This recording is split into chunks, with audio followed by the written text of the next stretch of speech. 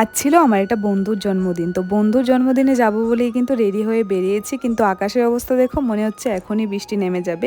তো সবকিছু বাদ দিয়ে এখন আমি দাঁড়িয়েছিলাম আমার বান্ধবীর জন্য। কারণ বান্ধবী আর আমি ভেবেছিলাম একসাথেই যাব। কিন্তু ও আসতে এতটাই লেট করছিল তাই আমি ভাবলাম টাইমটাকে ওয়েস্ট করে লাভ নেই। এমনিতেও আমি টাইম পাই না। তো হাতে একটু নেল পলিশ লাগিয়ে নিই। পাশে একটা দোকান ছিল, ওই দোকান থেকে কিনে হাতে সুন্দর করে একটু নেল পলিশ পরে নিলাম। তো লাস্ট মোমেন্টে ও আর আসলো না, অনেকটা লেট করছিল। তাই আমি ভাবলাম যে আমি চলে যাই, কারণ কেকের দায়িত্বগুলি আমার কাঁধে ছিল আর কি, কেকগুলি আমি আনবো।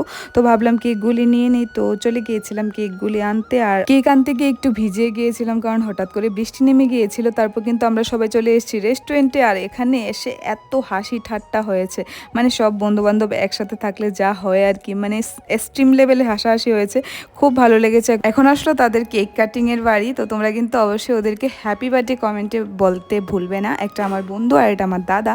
তো ওদেরকে আবারও আমি ভিডিওর মাধ্যমে হ্যাপি বার্থডে বলছি। তারপর আমাদের সব খাওয়া দাওয়া চলে আসলো। তো এখন কিন্তু আমরা সবাই মিলে খাবো। তো খেতে খেতে অনেক হাসি ঠাট্টা হয়েছে। সত্যি আজকের দিনটা অনেকটা ভালো কেটেছে ওদের সাথে। অনেকদিন পরে বন্ধু বান্ধবের সাথে বেরিয়েছি, প্লাস আমরাও অনেকদিন পরে কোথাও একটু গিয়েছি ঘোরার জন্য। তো অনেকদিন পরে বেশ কিন্তু ভালো লেগেছে। তো তোমাদের ভিডিওটা কীরকম লেগেছে অবশ্যই কমেন্টে জানিও। ভালো লাগলে অবশ্যই লাইক কমেন্ট করে পাশে থাকবে।